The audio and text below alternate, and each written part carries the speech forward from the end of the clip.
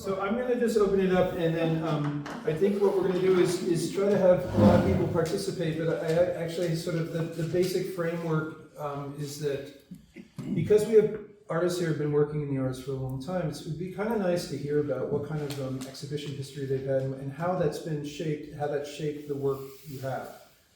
And there's little tangential things that I might throw in, but that's generally the basic scope of it. So if we can, maybe Virginia will start with you, is that all right? And then we'll just sort of walk through it, and then they'll just give a presentation of who they are, and then a little bit about like their exhibition history, and it can be brief. Can everybody hear me okay? Yeah. Everybody hear me? All right, great. So I thought about how to respond to that question, what my kind of exhibition history has been and how that's kind of shaped my work. And I thought I would tell 3 really, really quick stories. Quick ones. So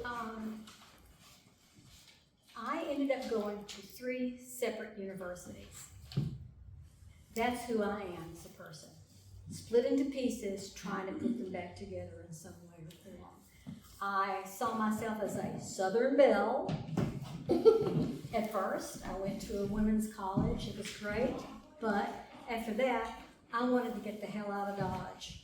So I went to Goddard College in Vermont for 2 years, which was totally different. I learned about the Northeast. And eventually I ended up at Vanderbilt University, which is a great place to be as well. That's where I graduated. I was not a studio art major, I was an art history major, but I was making art on the side. I always had since being a child. And first story, I had 1 studio art class at Vanderbilt. Couldn't major in it, but you could take studio classes. And the guy that was the painting teacher for my last project, he took me aside and he said, "You know, that's a good painting." I said, "Thank you." He said, "I really think that you should enter it in this museum show." Cheapwood Museum, which is in Nashville, Tennessee. It's a jury competition, it's statewide. I said, "Really? Are you kidding? I mean, I'm just a junior in college. What? I'm not even an art major."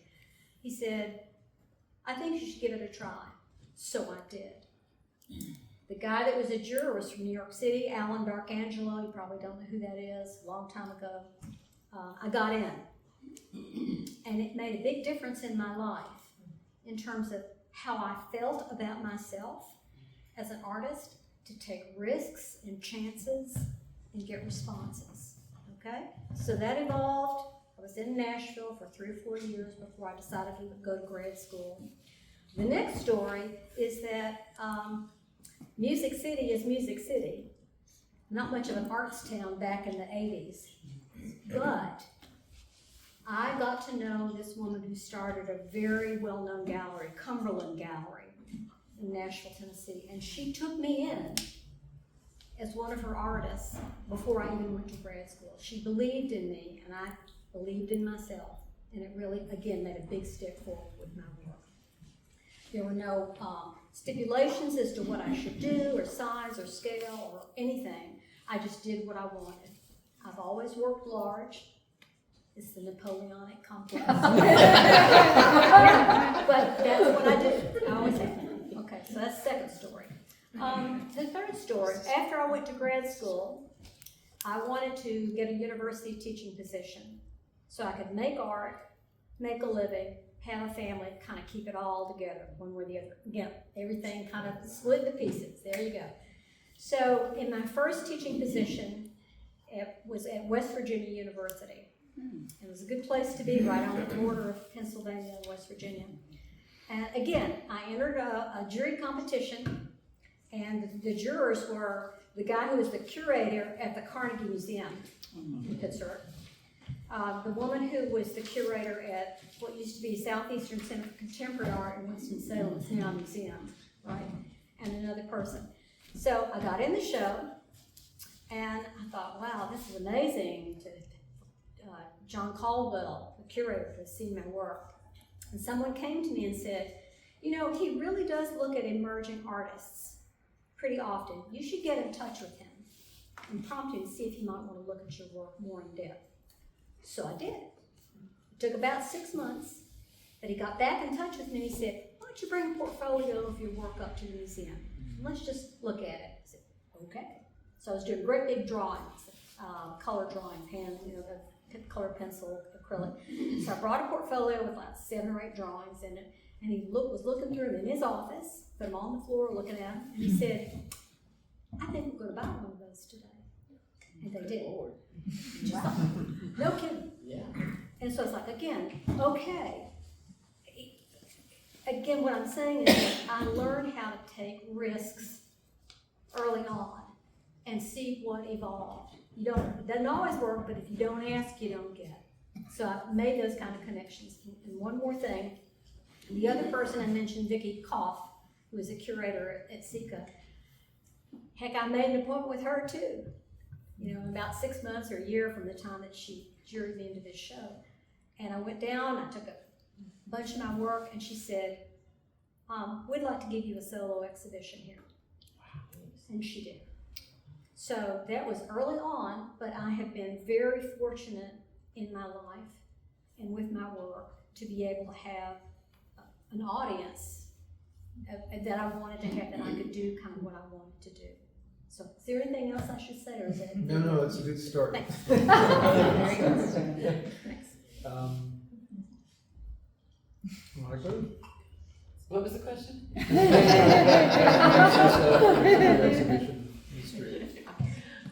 I'm Monica Teal, and I lived in Asheville for a while, but I think my incentive for my art is, yeah, I'll just say it. My mom grew up under Hitler, and I'm sorry, I didn't hear that. Oh, my mother grew up under Hitler in East Germany during the war.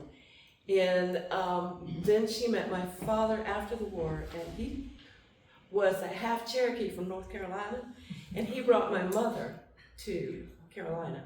And so as I have 2 brothers, and the 3 of us learned this way to live the world and this way to live the world.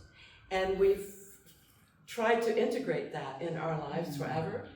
And I use my art to integrate, to make sense of the world. And I studied art because I was during the period in history where I was just a girl. And my brothers went on to do engineering and blah, blah, blah, and I was just a girl. So I had to go to college, but I didn't know what I was going to study. And my dad said, you're going to study art. Okay, because I, like you, loved art. So I studied art. And then I went to the University of Minnesota, where my most impressed I've ever been with artists is University of Minnesota was the country's first university to have a women's studies department. And the art department had a women's section of art. And we were visited by Helen Frankenthaler, Louise Nevelson, and I just had my socks knocked off because my whole life was men are great artists, men did this, men are masterpieces.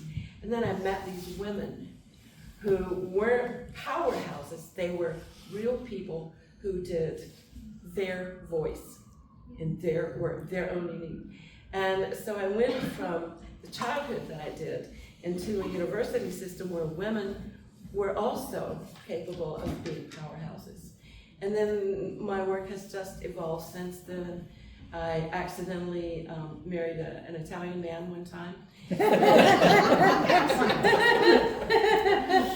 And got a Swiss passport. And so I lived in Switzerland for 28 years. And that was great because I could get the sensibility I grew up with in the South, being introduced to Frankenthaler and Nevelson, and then going to Europe and seeing where actually it all started, and then with an Italian. And my world has since revolved around what's next?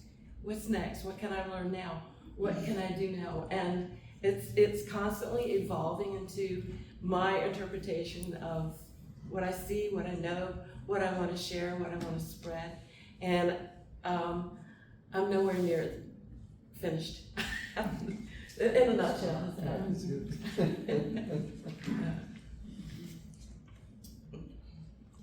It's my turn.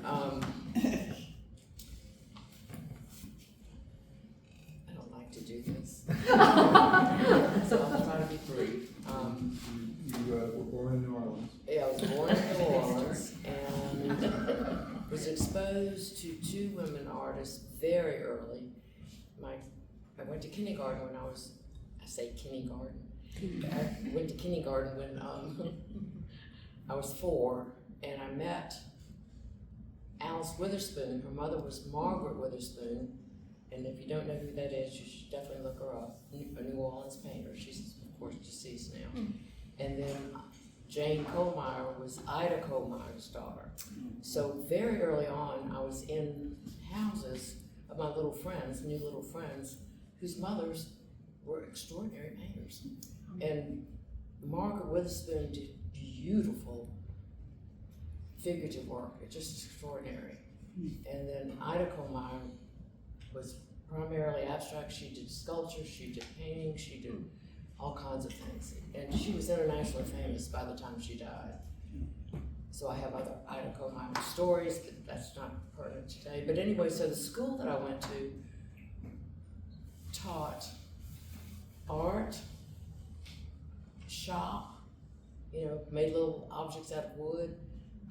We learned to sew, etc. And it was a school that was a small private school, and now I was not a particularly good student. That's a whole other story.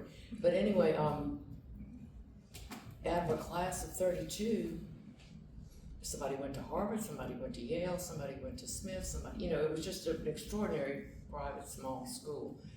And the art teachers nurtured us, and it was extraordinary, really. And they used to call each other over and say, see what she's doing? So that was the first kind of idea that I had that maybe I was doing something good.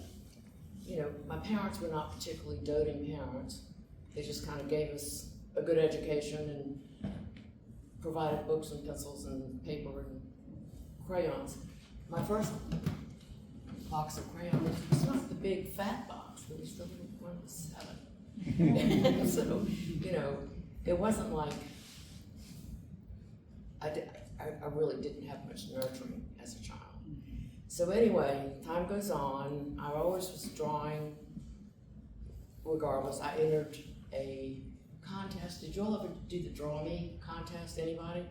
Oh, It was in a magazine. Did you ever do that? Well, I never entered, but I I dropped entered it. And I don't remember what the award was, but I got a response. Anyway, so time goes on, and I'm always drawing and painting. I go to Converse College for 1 year, took art there. It was a very kind of old traditional, draw from the statues kind of thing. And I'm just gonna say it straight out, I got pregnant when I was 18. And I do like to include it was my first sexual experience, because it was. And so I got married, had 3 more children, got divorced, and started back to school. So I started back to school at Agnes Scott College. And Agnes Scott it had an art history degree, it did not have an art degree. So I transferred, after 2 years at Agnes Scott, I transferred down to Georgia State University. And they had an incredible art school. And I was doing printmaking, black and white photography, painting, jewelry. I mean, it was just incredible. And I actually did not get my art degree in painting because, well, the head of the graduate painting program would make fun of me, make fun of my work. And one day someone told me I looked like his wife. And so I'm like, no wonder he's making fun of me. He doesn't like his wife very much, or he presents her or whatever. So I went into clay, so I actually got my degree in clay. But I was painting the whole time. I had an exhibition before I graduated. I had an exhibition that included paintings after I graduated. And then I moved to North Carolina. And the reception here was extraordinary. I just didn't know that it was extraordinary because I was just so busy, you know, making art, showing, being part of art museum. I mean, it was just, Raising children. and I think it has to go back to my childhood of not being particularly seen, you know. And so I didn't really know until about 10 years ago. I was looking at my resume and I'm going, damn, look what I did. I did, you know, look at all this. And all of a sudden I went, I must be pretty good. So it's only in recent years that I've even felt confident about what I was doing. So anyway, that's kind of my story, and I love to paint. That is I'd like people to like and want my work, but the main thing is that I just get to paint as much as I possibly can.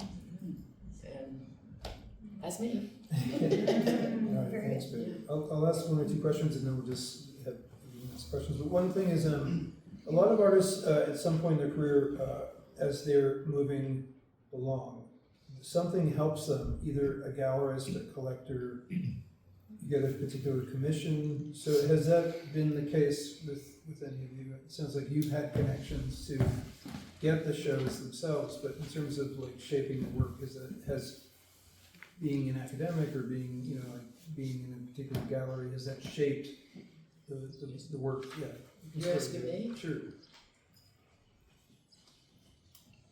I was just always asked. I mean, it wasn't, I was asked to do this and to do that. And you should show, you know, you should enter this, and I was just doing what I was told. And so no, I mean, the answer would be no, not Right. really. I was just doing it No, but and not understanding what I was doing, basically. Yeah. How about you, Michelle?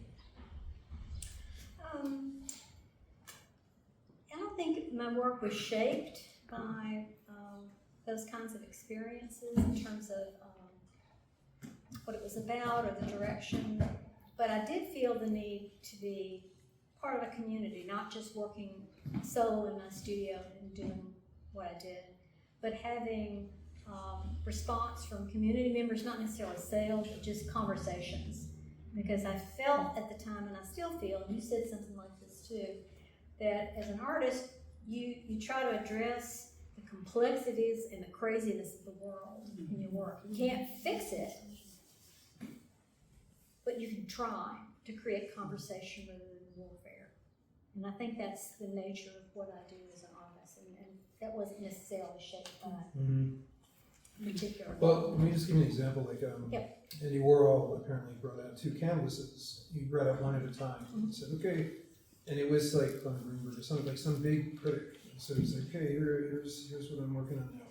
And he brings out a painting of the Coke bottle, and it's all very expressionistic, loose and sloppy, and just like very painterly. And then he puts that away and brings out another one. It's a Coke bottle, very, very tight. So the critic says, well, they're both really good. One of them's really a masterpiece. It's really tight. So I mean, that's the story. Or Elsewhere Kelly had 3 images, very simple, minimalist type images. And I forgot who he was talking about. He said, wow, those are really good. Lose 2. Just keep the 1. So those are the kind of things where people get shaped because suddenly they're like, oh my God, that actually helped kind of tweak the thing that you're, you know, anyway. So and I don't know, Monica's doing something like that. I think for me is, I don't seek approval. I do what I have to do, and if people respond, great. But pardon me, but I'm not an art whore. I'm not a decorator. I do what this in me needs out to do. And if people like it, then I'm very, very grateful. And if they don't, then leave me alone. I'm not going to change what I do. This is my voice, and I'm not a narrator for other people. I care deeply about what's going on around me, and it's my voice that comes out. But So what about like when you get a commission? So Virginia, you had a commission to do a piece at the Atlanta airport, and so did Edith. She did a piece at the airport in DC, Ronald Reagan Airport. Yeah, it was a big difference for my career in general, but I could for subject matter, I did whatever I wanted to do. It was the 1996 Olympics, and the airport there got the money somehow to choose 10 artists from across the country to each make enough work to fill up one of the areas of a concourse for their permanent collection. And that's what they did. They picked me. So I did what I was kind of already doing, but multiple panels of it. And maybe that's what led me to do multiple panel paintings. I don't know. Oh, really? Yeah. Who knows, you know? But it helped me. Did they request multiple panels? No. But that's what I did. Right. That's what I did. So it really, I'm sure it changed my career in a lot of ways, but not necessarily in the nature of what I was doing. It just was a nice jump start to other things. Yeah. So if you go to Concourse E, check it out. I actually was there. I was on my way to Mexico or something. I went, whoa, I know that artist. Anyway, they're there. I'll say one other thing.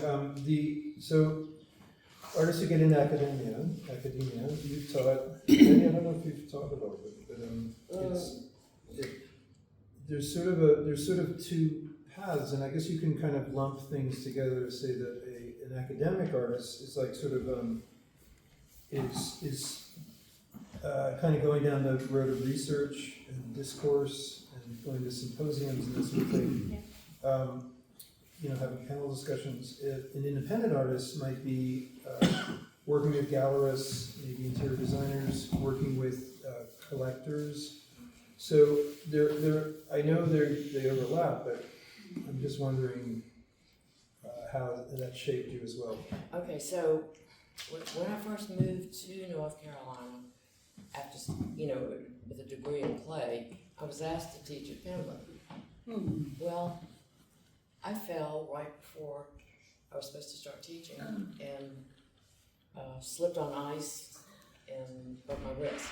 Oh my God. So that wasn't going to work too well with clay and teaching, So that didn't happen. And then years later, I was asked to teach at Warren Wilson. But I didn't think I should be teaching at Warren Wilson because I didn't have a graduate degree. All I had was, I have an undergraduate degree, and I was pretty damn lucky just to get that, And so I didn't teach at Warren Wilson. I just didn't feel like I had the credentials, even though they asked. And then I've taught individuals, which is wonderful to see somebody learn some things and start putting it all together. I love to see that. And then I've taught a couple of small classes at the Asheville Art Museum. But other than that, I haven't taught. So. But if anybody wants to study, I'd love to work with people and see. Everybody kind of intuitively knows something already. But do you see it as like, Monica, do you see it differently? Like the teaching versus being... I think the best way to learn is to teach. Yes. And because you can't just go in and pretend you know everything, because you when you're teaching, you realize how much you don't know, right? Yeah, exactly. And you have to hit it. And it's a great experience. And I've taught, I started when I was 23, teaching in a private school in Louisville, Kentucky. I'm proud to say that my students were Jim Beam III and I'm still in touch with them. And then I taught at different university levels, and then when I moved to Europe, I taught in German painting classes in Switzerland. And again, it's that bouncing around that feeds me. It's like, I think I know it all, and then I go over here and I go, I don't know anything. And teaching makes you stay awake, makes you gather information and know that you don't know anything. And then you have to keep learning. How's that for you? That's good. Well, one of the things that teaching also teaches you is how to make clear choices about what you do as an artist. I used to play a game. I'd go play it, well, I guess I do play it. I called myself an independent agent, even though I was a university professor. I called myself an independent agent. Because that way, I felt as if I could make the decisions that I needed to make in terms of hours in the studio, how I navigate this, how I navigate that. It helped me mentally somehow. So yeah, that's about as close as it. So let's open it up. It would be great to have. Just go for it. Go ahead. But be nice. Yep. So this is following up on something that Virginia said, but also taps into something that all of you have talked about. I've had the pleasure and the privilege of hearing in this space and in other spaces, hearing quite a few artists talk about their arc, talk about their journey. And I don't think I've heard any or many male artists say, and then I got married, or and I wanted to have a family, and that was part of what shaped their arc as artists. And so I'm really intrigued by that has come up for all three of you in the course of our conversation tonight. And I'd love to hear you talk a little bit more about the different pressures, different choices, how the other aspirations and desires you have shaped the arc of your career and have kind of also manifested in the work that you have made. This is really interesting to me. Well, I taught myself early on, as soon as I was doing the graduate, even before the children, is if I had just 30 minutes of time, whether I felt inspired or not, I called it turning on the light switch. At 30 minutes, if I don't have childcare, turn on the light switch, go to the studio. Yeah. And that's changed my life. That's part of the independent agent kind of thing. That if I have the time, that's what I do. I just find a way to do it somehow. Yeah. And also, one other, again, all these personal stories, oh well. So, when I was in graduate school, UT Knoxville, I had great faculty, lots of support. That's also when I was pregnant with my second child. So they thought I was pretty funny and pretty interesting. Here she comes. Doing her thing, Pretty interesting, yeah. And they supported me in everything I wanted to do. So, yep. If you're a woman or a man, you do what you need to do and you find a way to make it work. There you go. Do you think that careers in academia gave you more freedom than other kinds of art careers might have? It worked for me. My career wasn't academia, it was when I got hungry, I would teach. And like, I mean, I taught in a maximum security prison. That's one time for 5 years, and it rocked my world. And I would do it again in a heartbeat. But I did it 3 years, yay. And you do what you have to do. And if you stop doing it, it's your own damn fault. You can't blame them for it. I mean, that's what we've done historically forever. Well, I wanted to, but they wouldn't let me. It's my, and I say this is my life, not yours or yours or yours. I call my shots on my life. And if the price is high, the price would be even higher if I didn't do it. It's true. Yeah. Grit. Thank you. What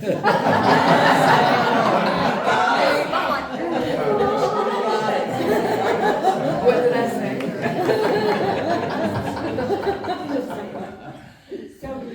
How'd you do that, John? That's what I said.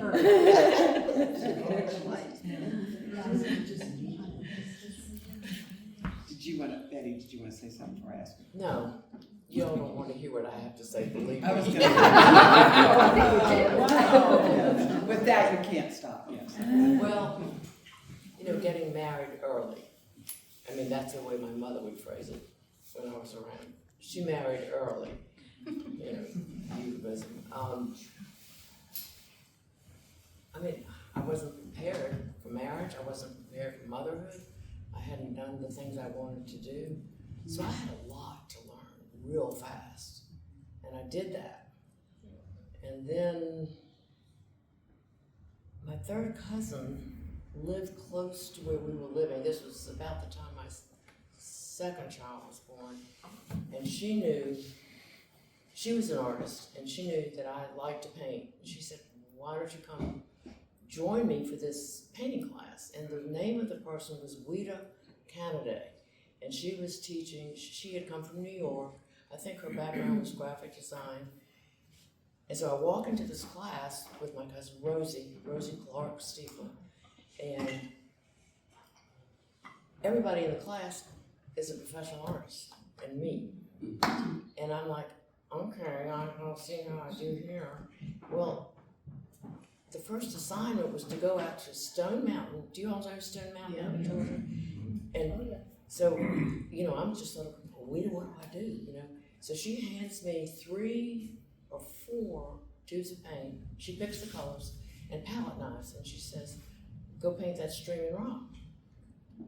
So I did. At the end of the class, you know, there was a critique period, and she holds that up. She says, this is the best painting in the class. And I'm like, you know, so it's that kind of thing that kept happening. But I didn't have, you know, I think having a sense that what you do is valuable is important, whatever that may be, you know, and I didn't have that at that time. I was just putting one foot in front of the other. And so that happened, and then, you know, I kept painting, and I kept going. My 3rd child was born, I took him, nursing him mid-lesson, you know, and he cried, and I took care of him and put him back to sleep and kept painting. So it was a really intense time in my life, trying to raise children, trying to paint, and trying to figure out my life. And then I got divorced. And that's when I started like, okay, I have to rise to the occasion now because I have a whole lot more to think about. And I started back to school.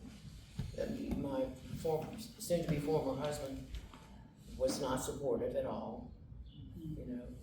So it was hard, you know, on a personal level. And for 10 years, I did not sleep at 5 hours. My mother died, my father died, and I had these 3 little children, and I was divorced and going to school full time. So that was not fun, but I did it, you know. And since then, when life gets a little difficult, as it does for all of us, I think if I get through that, I can do anything. So the hurricane, didn't like it, bad bunch of damage, but I can do this. You know, so it was a strength that I found because I had to, but I've still got it, you know. It's not as easy, but it's, you know, I mean, you do what you gotta do, you know, I guess. I don't know, maybe it's different for other people, but. Do what you need to do, yes. Yeah. And I'm sure everybody here has had something like that that's happened, where you go, what the hell do I do? But you have to figure it out and do it, you know? It's true. So that's kind of what my work helps me actually do, is to understand all of it at one time. Because, you know, obviously, I've had a lot to learn about me, and I've had a lot to learn about life, and I've had a lot to learn about the global situation. And I try to address all of it that I can in my work. Not because I want to, but because it comes out. Sometimes the work will tell me something, and I'm like, oh, okay. I mean, seriously, that painting of that ugly figure, that I didn't want to paint that, and then I did, and I was like, uh-oh, but I just did, you know. And I asked Jeff, should I show this? And he said, yes, you should show that. And I'm like, I asked my daughters, should I show this? They're grown, and, you know, they're definitely adults, probably more so than I am. And they said, yes, you should show that. And so I did. So thank you, Jeff. Well, it's been about half an hour. It's nice. It's nice to have a sort of contained talk. I know everyone's, but they're right here if you have to keep. If you want to keep talking with them, they're Yeah. Any questions? Yeah. To all of you, how does your context influence your content? How does your life and what's going on in your life affect what you put into your painting? And does it change as you go through these episodes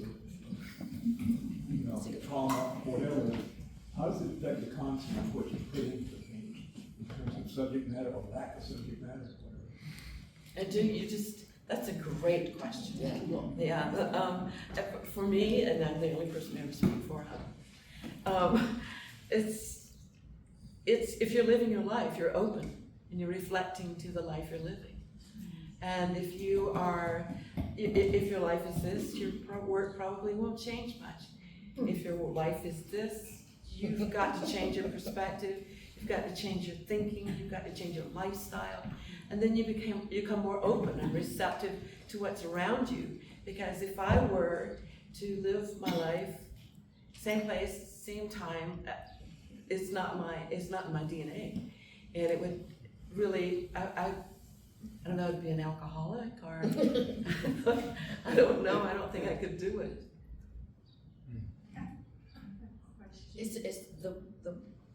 My painting helps me make sense of living. But the content, the actual, like this figure here, did that figure come from something inside of you? And is that different from when you made the painting for Red Flash? Do you feel that content is revealed of what you were? When I was working on the painting with a figure, I knew I was doing things that I would do in a figurative painting, but I wasn't aware of what I was doing until I painted, for about a day, maybe a day and a half, and then I stepped back and looked and I went, oh my God, look who that looks like, and so I wasn't happy about it. That's not what I wanted coming out of me, Oh, wow. I did not plan it and I didn't want it. You didn't. But there it is. So what do you do about it? Well, I talked to my daughters and I talked to Jeff and, do I continue on with this thing? And they all encouraged me to keep going, and I did. So, Go on. No. I was gonna say, I'm addicted to mythology, have been my whole life. And my myths, the myths I select depend on where I am in my life. What story I need to tell now, right? Yeah. There you go. So it depends on the life you're living. So I have a quicker, sillier response. Oh, So, the painting over there on the wall, the one that's, the right-hand panel was initially going to be about Scotland, because my husband and I went to Scotland, to the Isle of Skye. It was gorgeous, so it's going to be that. And I started it and I thought, I think I want to add another panel here. So on the left, I've been recently to Fontana Lake, which if you haven't been there, go. It reminded me so much of the Isle of Skye in Scotland. So that's why the painting is on the left is about Fontana Lake. Fontana Lake meets the Isle of Skye. cool. Put them together, because the Scots were there. And you could, I don't know if you all have been to, yeah, on the left, Fontana Lake, right there. But I put it together with the Isle of Skye because they look so much alike, and because I like to make things up too. So yes, that's the context. Thank you. Yes, you're welcome. You got a question? Yeah, I was thinking about how you, with this disparate heritage, Cherokee, which I love, and then your mother coming through those horrors of Germany. With Jewish family, yeah. How did you sort of make sense of that? I mean, it's best you can describe that. What was it that allowed, enabled you to sort of make sense of that? I grew up in a town of 500 people in the South, cotton and tobacco. And my brothers and I never fit. We weren't allowed to say y'all, which is, you can't tell a Southerner not to say y'all. Because my mother, because she learned the real English. Right. And so I learned that I don't have to fit. I don't have to belong. I have that, and I think that's where my brothers and I are now, is we've become who we are. And ask that question again. I feel that strength of your identity. Yeah, it's my survival. Powerful. Actually, it was a blessing not to fit, because when I got home, they're doing all my school friends. They live close to each other, and I love going home because when I go home, I get to sit on the front porch, sip iced tea and talk about the pole beans. And there's nowhere else in my life I can do that. and so I'm lucky to have so many facets of my life. I was telling Betty today, I've been to hell and back in my life too, and I wouldn't trade it because it brought me here. And my identity is shaped by the hell and heaven, by good and bad.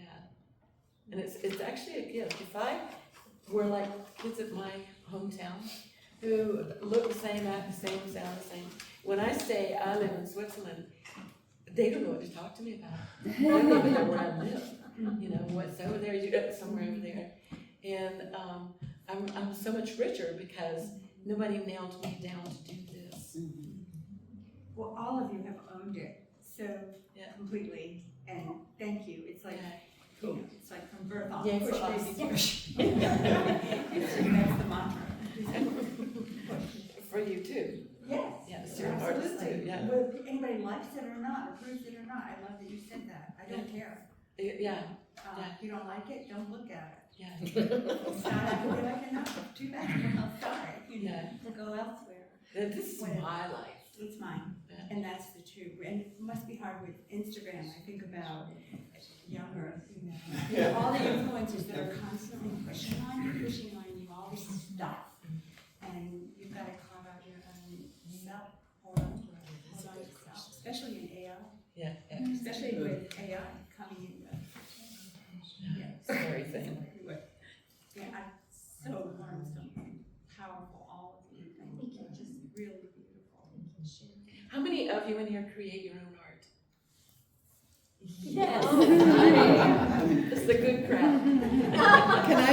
Can I give you a fun quote? Because you all have just been so wonderful and authentic and open and sharing. And yesterday I heard a quote by a rabbi, and I should be able to attribute it, but I can't. But it was, if you're going through hell, don't come back empty-handed.